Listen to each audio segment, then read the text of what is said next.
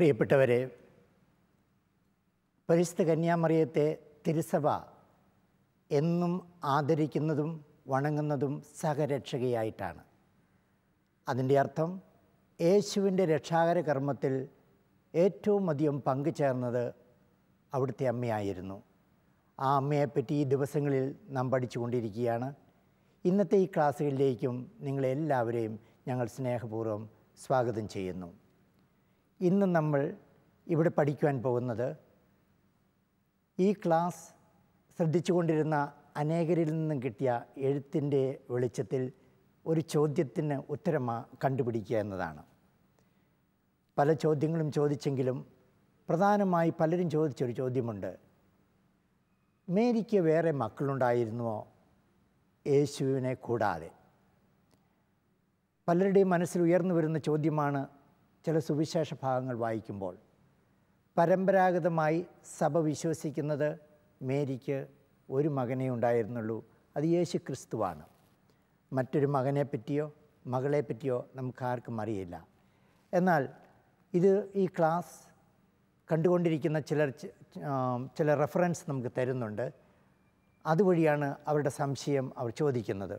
ഉദാഹരണം പറയുകയാണെങ്കിൽ മർക്കോസിൻ്റെ സുവിശേഷം 6-ാം അധ്യായത്തിൽ ഇതേപ്പറ്റി പറയുന്നുണ്ട്. ആ ഭാഗം ഒന്നെടുത്ത് വായിക്കാമോ? മാർക്കോസ് എഴുതിയ സുവിശേഷം 6-ാം അധ്യായം 3-ാം വാക്യം.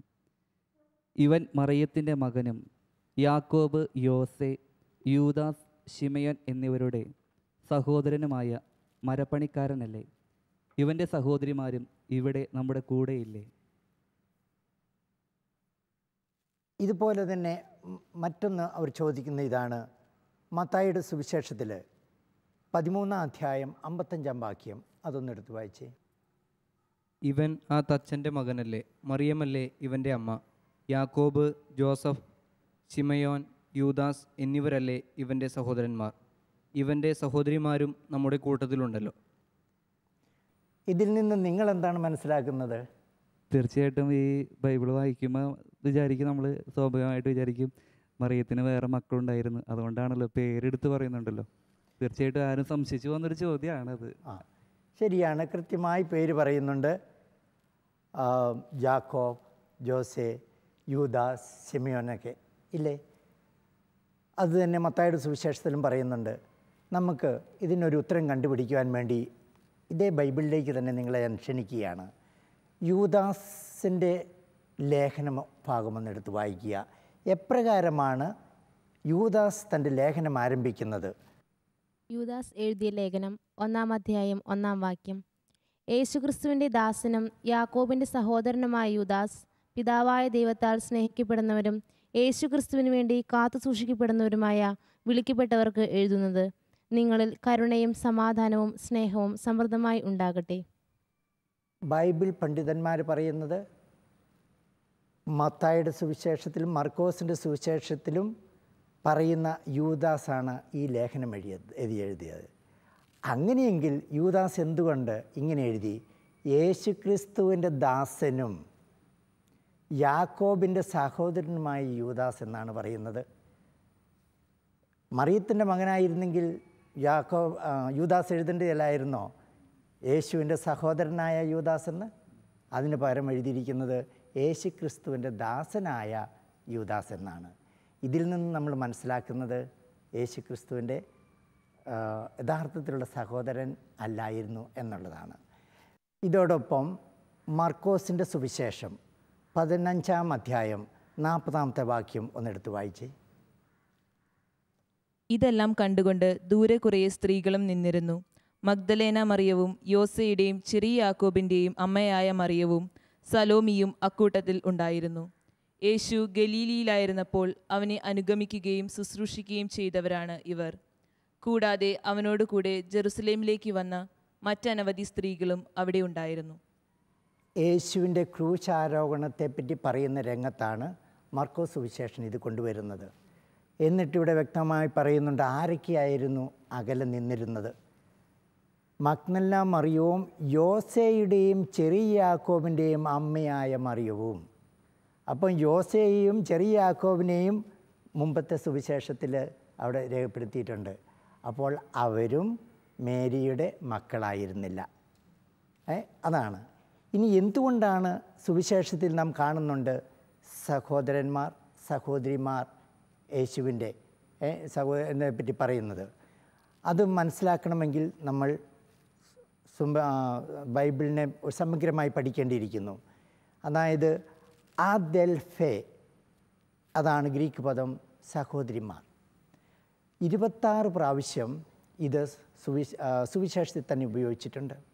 അതുകൊണ്ട് ആദെൽഫോസ് രക്തബന്ധത്തിലുള്ളവരെയാണ്, ബന്ധത്തിലുള്ള സഹോദരന്മാരെയാണ് ഉപയോഗിക്കുന്നത്. 343 തവണ ഇത് ഉപയോഗിച്ചിട്ടുണ്ട്. ഗ്രീക്ക് പദത്തിൽ ഇത് ഉപയോഗിക്കുമ്പോൾ അത് രക്തബന്ധത്തിലുള്ള സഹോദരന്മാരാകാം, നമ്മുടെ അമ്മയുടെ സഹോദരിയുടെയോ അപ്പച്ചൻ്റെ സഹോദരങ്ങളുടെയോ മക്കളാകാം. അതുമല്ല, സ്വന്തം ഗ്രാമത്തിൽപ്പെട്ടവരെയും ഈ ആദെൽഫോസ് എന്ന വാക്കാണ് ഉപയോഗിച്ചിരിക്കുന്നത്. അപ്പോൾ യേശുവിന് ചുറ്റും കൂടിയിരിക്കുന്നവരെ യേശു തന്നെ പറയുന്നുണ്ട്, ആരാണ് എൻ്റെ സഹോദരൻ, ആരാണ് എൻ്റെ സഹോദരി. ദൈവവചനം ശ്രവിച്ച് അത് അനുസരിക്കുന്നവരാണ് എൻ്റെ സഹോദരനും സഹോദരിയും. അതായത് കഴിഞ്ഞ ക്ലാസ്സിൽ നാം കണ്ടു, കാനായിൽ വെച്ച് യേശു ഒരു പുതിയ രാജ്യത്തിന് തുടക്കമിടുകയാണ്. ദൈവിക രാജ്യം, ദൈവോന്മുഖ രാജ്യം. ആ രാജ്യത്തിലെ അംഗങ്ങളാണ് ആദെൽഫോസ്, സഹോദരന്മാർ സഹോദരിമാർ. അതുകൊണ്ട് ഈ സുവിശേഷത്തിൽ അവൻ യേശുവിൻ്റെ സഹോദരരല്ലേ സഹോദരിമാരല്ലേ എന്ന് ഉള്ളതുകൊണ്ട് ഒരിക്കലും നമ്മൾ അത് മേരിയുടെ മക്കളായിട്ട് നമുക്ക് എടുക്കാൻ സാധിക്കുകയില്ല. മാത്രവുമല്ല, സഭയുടെ പാരമ്പര്യമുണ്ടല്ലോ. ആദിമ നൂറ്റാണ്ട് മുതൽ ഒരിടത്തും മേരിക്ക് വേറെ ഉള്ളതായിട്ട് ഒരു ചരിത്രകാരനും എഴുതിയിട്ടില്ല, ഒരു പാരമ്പര്യത്തിലുള്ള പുസ്തകങ്ങളും പറയുന്നില്ല. മറ്റൊന്ന് നമുക്ക് കാണുവാൻ സാധിക്കും, യേശുവിന് വേറെ സഹോദരന്മാരുണ്ടായിരുന്നുവെങ്കിൽ, മേരിക്ക് വേറെ മക്കളുണ്ടായിരുന്നുവെങ്കിൽ, അതേപ്പറ്റി വ്യക്തമായി തന്നെ ചില സംഭവങ്ങൾ നടക്കുമ്പോൾ സുവിശേഷത്തിൽ രേഖപ്പെടുത്തുമായിരുന്നില്ലേ? കുരിശിൽ വെച്ച് യേശു മരിക്കുന്നു. ആരെയാണ് അവസാനമായി തൻ്റെ അമ്മയെ ഏൽപ്പിക്കുന്നത്? സ്വന്തം സഹോദരനുണ്ടായിരുന്നെങ്കിൽ, സഹോദരി ഉണ്ടായിരുന്നെങ്കിൽ ആദ്യമായി യേശു അവരെയല്ലേ ഏൽപ്പിക്കുന്നത്? യേശു തന്നെയല്ലേ നമ്മൾ പറയുന്നത് സഹോദരൻ്റെ ആ മഹത്വത്തെപ്പറ്റി. അപ്പോൾ ഇതിൽ നിന്നും മനസ്സിലാക്കുന്നത്, യേശുവിനെ സംബന്ധിച്ചിടത്തോളം, സുവിശേഷകരെ സംബന്ധിച്ചിടത്തോളം, യേശുവിൻ്റെ ശിഷ്യത്വം പൂർണ്ണമായി സ്വീകരിക്കുന്നവരെല്ലാവരും സഹോദരരാണ്, സഹോദരിമാരാണ്. യേശുവിൻ്റെ സഹോദരരാണ്, യേശുവിൻ്റെ സഹോദരിയാണ്, അമ്മയുടെ മക്കളാണ്. അതാണ് സുവിശേഷം ഇവിടെ കൊണ്ടുവരുന്നത്. അച്ചപ്പം പറയണ്ടായി ഈശോയുടെ സഹോദരന്മാരെ കുറിച്ചിട്ട്. ഇപ്പം മത്തായിയുടെ സുവിശേഷത്തിൽ 12-ാം അധ്യായത്തിൽ 48-ാമത്തെ വാക്യത്തിൽ പറയുന്നു, യേശു പറയുന്നുണ്ട്, ആരാണ് എൻ്റെ അമ്മ എന്ന്. യേശുവിൻ്റെ അമ്മ എന്ന് നമുക്കറിയാമെന്നുണ്ടെങ്കിലും എന്തുകൊണ്ട് യേശു അവിടെ അമ്മ ആരാന്ന് ചോദിക്കുന്നു? എന്തുകൊണ്ടത്? മത്തായിയുടെ സുവിശേഷത്തിലെ 12-ാം അധ്യായത്തിലെ 48. അതും യേശു ചോദിക്കുന്നത് ഇങ്ങനെയാണ്. ഇതിൽ പറയുന്നത്, തൻ്റെ ശിഷ്യന്മാരുടെ നേരെ കൈ ചൂണ്ടിക്കൊണ്ട് അവൻ പറഞ്ഞു, ഇതാ എൻ്റെ അമ്മയും സഹോദരരും. എന്താണ് ഇതിൻ്റെ അർത്ഥം? എന്നിട്ട് യേശു വിശദീകരിക്കുന്നുണ്ട്, സ്വർഗസ്ഥനായ എൻ്റെ പിതാവിൻ്റെ ഇഷ്ടം നിറവേറ്റുന്നവരാരോ അവരാണ് എൻ്റെ സഹോദരനും എൻ്റെ സഹോദരിയും എൻ്റെ അമ്മയും. ഇതേ കാര്യം തന്നെ മാർക്കോസ് സുവിശേഷകൻ രേഖപ്പെടുത്തിയിട്ടുണ്ട്. 3-ാം അധ്യായം 31-ാം വാക്യം മുതൽ. അവിടെയും യേശു പറയുന്ന ഇതാണ്, ചുറ്റും ഇരിക്കുന്നവരെ നോക്കിക്കൊണ്ട് അവൻ പറഞ്ഞു, ഇതാ എൻ്റെ അമ്മയും എൻ്റെ സഹോദരങ്ങളും, ദൈവത്തിൻ്റെ ഹിതം നിർവഹിക്കുന്നവരാരോ അവനാണ് എൻ്റെ സഹോദരനും സഹോദരിയും അമ്മയും. യേശുവിനെ സംബന്ധിച്ചിടത്തോളം 2 കുടുംബ ബന്ധമുണ്ട്. ഒന്ന് സ്വാഭാവിക കുടുംബ ബന്ധം, അതായത് യേശു, യേശുപിതാവ്, മാതാവ്. അതുപോലെ തന്നെ യേശു തൻ്റെ ദൗത്യം നിർവഹിക്കുമ്പോൾ ഒരു പുതിയ കുടുംബ ബന്ധത്തിലേക്ക് പ്രവേശിക്കുന്നു. യുഗാന്തോന്മുഖമായ ആ കുടുംബം, സ്വർഗരാജ്യം എന്ന ആ കുടുംബം യേശു സ്ഥാപിച്ചത് അതാണ്. ഇപ്പോൾ ഈ സ്വർഗരാജ്യത്തിലെ കുടുംബത്തിൽ അംഗങ്ങൾ ആരാണ്? അവിടെ അമ്മയാരാണ്? അവിടെ സഹോദരിമാരാരാണ്? സഹോദരന്മാരാരാണ്? അത് ദൈവത്തിൻ്റെ ഹിതം നിർവഹിക്കുന്നവരാരോ അവരാണ്. ഇതിനൊരു സാർവത്രികമായ അർത്ഥമാണ് യേശു ഇവിടെ കൊടുക്കുന്നത്. അതുവഴി ആ സ്വാഭാവിക ബന്ധത്തെ അല്ല അവിടെ കാണിക്കുന്നത്. ഇനി അമ്മയെ തന്നെ എടുക്കാം, മേരിയെ. മേരിയിൽ ഏറ്റവും ഒന്നാമതായി നാം കാണുന്ന വിശേഷം എന്താണ്? ദൈവവചനത്തെ 100% അനുസരിക്കുകയും വിധേയമാകുകയും അർപ്പിക്കുകയും ചെയ്ത വ്യക്തിയാണ് മേരി. അതിൻ്റെ ഏറ്റവും വലിയ അടയാളമാണ് ഇതാ കർത്താവിൻ്റെ ദാസി. വചനത്തെ പൂർണ്ണമായി ഉൾക്കൊണ്ടു, വചനത്തെ മാംസമായി ധരിച്ചു. ഒരേ നിമിഷം മേരിയുടെ ഹൃദയവും ആ വചനത്തിൻ്റെ ഹൃദയവും ചലിച്ചിരുന്നു. യേശുവിനെ ഗർഭം ധരിച്ചപ്പോൾ ഒരേ സമയം ആ വചനത്തിൻ്റെ ചിരയിലൂടെയും മേരിയിലൂടെ ഒഴുകിയിരുന്ന ഒരേ രക്തമായിരുന്നു, ഒരേ ശ്വാസോച്ഛ്വാസമായിരുന്നു. യേശുവിനെ വചനത്തിലൂടെ ഏറ്റവും അടുത്തനുകരിച്ചത് മേരിയാണ്. ആ രീതിയിൽ നോക്കുമ്പോഴും ഏറ്റവും ഉത്തമയായ അമ്മ അത് നസ്രത്തിലെ മേരിയാണ്. അപ്പോൾ മേരിയെ ഒരിക്കലും അവിടെ തള്ളിപ്പറയുന്നതല്ല, മേരിയുടെ മഹത്വത്തെ ഒന്നും കൂടെ കർത്താവ് അവിടെ കൊണ്ടുവന്ന് നമുക്ക് കാണിച്ചു തരുന്നതാണ്. ഈ വചനത്തിലൂടെ യേശു മേരിയെ മാറ്റി നിർത്തുകയല്ല, മറിച്ച് തൻ്റെ അമ്മയായ മറിയത്തിൻ്റെ ആ മഹത്വത്തെ നമ്മുടെ മുമ്പിൽ പ്രദർശിപ്പിക്കുകയാണ് ചെയ്യുന്നത്. പലരും ചോദിച്ച ആ ചോദ്യത്തിന് ഞങ്ങൾ ഉത്തരം കണ്ടുപിടിക്കാൻ ശ്രമിക്കുകയായിരുന്നു. ബൈബിളിൽ മേരിക്ക് ഏക മകനേ ഉള്ളൂ, അത് യേശുവാണ് എന്ന് വ്യക്തമായി പറയുന്നുണ്ട്. ബൈബിളിനെ മുഴുവൻ നമ്മൾ ഒന്നിച്ച് വായിച്ച് മനസ്സിലാക്കുമ്പോൾ അതുകൊണ്ട് നമ്മുടെ ആ വിശ്വാസം അടിസ്ഥാനമുള്ളതാണ്, പരമ്പരാഗതമായിട്ടുള്ളതാണ്. ആ വിശ്വാസത്തിൽ നമുക്ക് നിലനിൽക്കാം. അടുത്ത പഠന ക്ലാസ്സുകളിൽ കൂടുതലായി മേരിയുടെ ജീവിതത്തിലേക്ക് നമുക്ക് കടന്നു ചെല്ലാൻ ശ്രമിക്കാം. ഒരിക്കൽ കൂടി നിങ്ങൾക്കെല്ലാവർക്കും ദൈവാനുഗ്രഹവും മാതാവിൻ്റെ പ്രത്യേകമായ മധ്യസ്ഥതയും അനുഗ്രഹവും ഞങ്ങൾ ആശംസിക്കുകയും പ്രാർത്ഥിക്കുകയും ചെയ്യുന്നു. എല്ലാവർക്കും ഒരിക്കൽ കൂടി നന്ദി.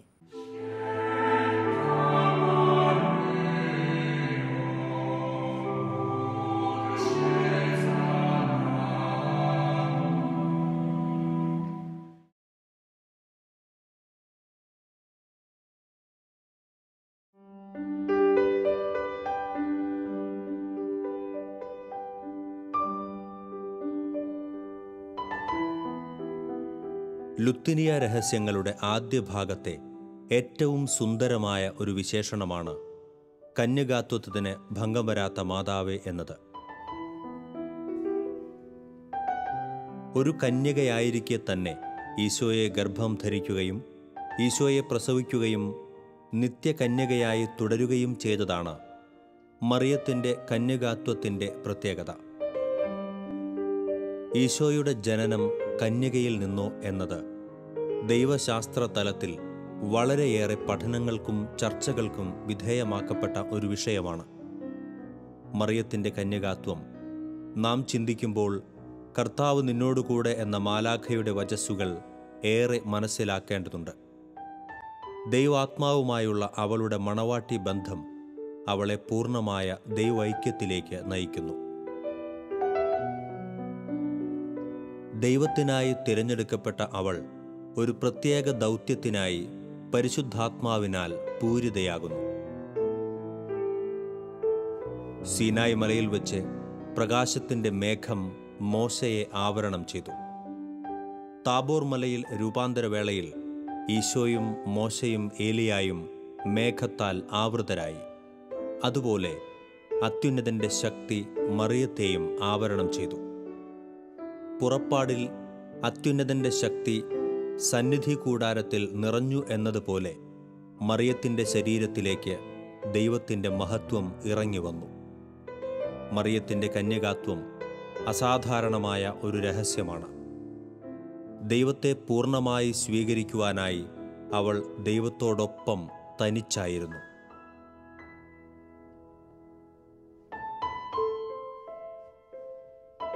കന്യകാത്വം സമർപ്പണത്തിൻ്റെ അടയാളമായാണ് മറിയത്തിൽ പ്രശോഭിക്കുന്നത്. തന്നിൽ ഒന്നുമില്ലാത്തവളും ഒന്നുമല്ലാത്തവളുമായതിനാൽ ദൈവത്തിൻ്റെ ശക്തിയുടെ പൂർണ്ണതയാൽ അവൾ നിറഞ്ഞു. കന്യക ഗർഭം ധരിച്ചു എന്ന് വിശ്വസിച്ചാൽ പോലും പുത്രൻ്റെ ജനന സമയത്ത് അവൾ കന്യകയായിരുന്നു എന്നത് പലർക്കും അവിശ്വസനീയമായിരുന്നു. വിശുദ്ധ ഇറേനേവൂസ് ഇപ്രകാരം നമ്മെ പഠിപ്പിക്കുന്നു: പരിശുദ്ധൻ പരിശുദ്ധ മറിയത്തിൻ്റെ ഉദരം പരിശുദ്ധമായ വിധത്തിൽ തുറന്നു. അന്നു നിലനിന്നിരുന്ന ഡോസറ്റിസം പാഷണ്ഡതയ്ക്കെതിരെ മിശിഹായുടെ ശരീരം യഥാർത്ഥമാണെന്നും അവൻ മറിയത്തിൽ നിന്നുമാണ് ശരീരം സ്വീകരിച്ചത് എന്നും പഠിപ്പിച്ചപ്പോൾ മറിയത്തിൻ്റെ പുത്രൻ്റെ ജനന സമയത്തുള്ള കന്യകാത്വത്തെക്കുറിച്ച് വീണ്ടും സംശയമുളവായി. എന്നാൽ എസക്കിയേൽ പ്രവാചകനെ ഉദ്ധരിച്ച് വിശുദ്ധ അംബ്രോസും അടച്ചിട്ട വാതിലിലൂടെ കടന്ന മിശിഹായെ ഉദ്ധരിച്ച് വിശുദ്ധ അഗസ്തീനോസും മറിയത്തിൻ്റെ കന്യകാത്വം ന്യായീകരിച്ചു. അദ്ദേഹം നമ്മെ ഇപ്രകാരം പഠിപ്പിക്കുന്നു: കന്യക ഗർഭം ധരിക്കുന്നു, കന്യക പ്രസവിക്കുന്നു. അങ്ങനെ അവൾ ശിശുവിനെ ഉദരത്തിൽ വഹിക്കുന്ന കന്യകയും ഭൂമിയിൽ പ്രസവിക്കുന്ന കന്യകയുമായി. പരിശുദ്ധ മറിയം നിത്യകന്യകയാകുന്നു എന്നത് ഒരു വിശ്വാസ സത്യം പോലെ തന്നെ ഇന്നും സഭയിൽ വിശ്വസിച്ചു പോരുന്ന ഒരു യാഥാർത്ഥ്യമാണ്.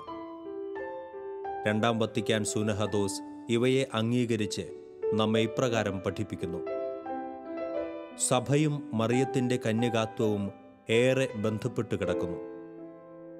തൻ്റെ മണവാളനോടുള്ള വിവാഹ വാഗ്ദാനം പരിശുദ്ധമായും അഭംഗുരമായും കാത്തുസൂക്ഷിക്കുന്ന സഭ ഒരു കന്യകയാകുന്നു.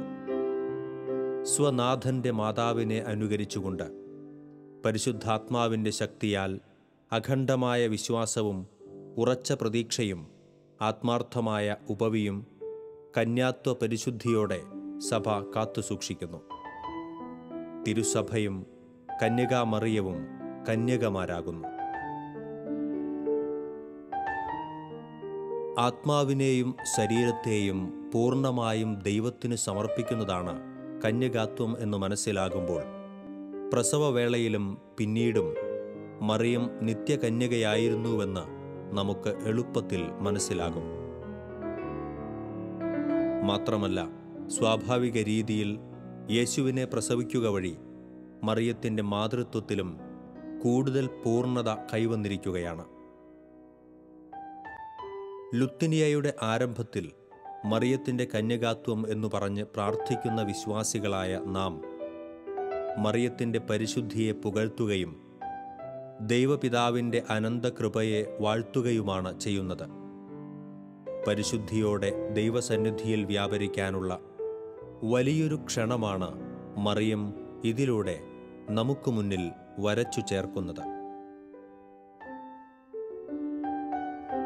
അനവരതം മറിയത്തെ പുകഴ്ത്തിപ്പാടിക്കൊണ്ട് സ്വർഗത്തിൽ വ്യാപരിക്കുന്ന മാലാഖമാരോടൊന്നിച്ച് നമുക്കും ആ നിത്യകന്യകയെ പാടിപ്പുകഴ്ത്താം.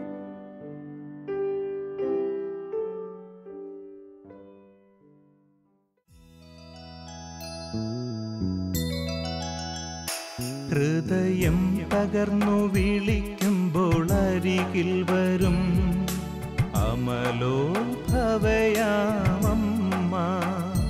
മിഴിനീരൊപ്പിത്തഴുകിത്തലോടും അനവദ്യ സ്നേഹമമ്മ.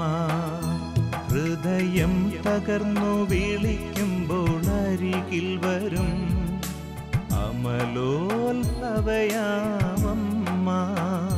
മിഴിനീരൊപ്പിത്തഴുകിത്തലോടും അനവദ്യ സ്നേഹമമ്മ.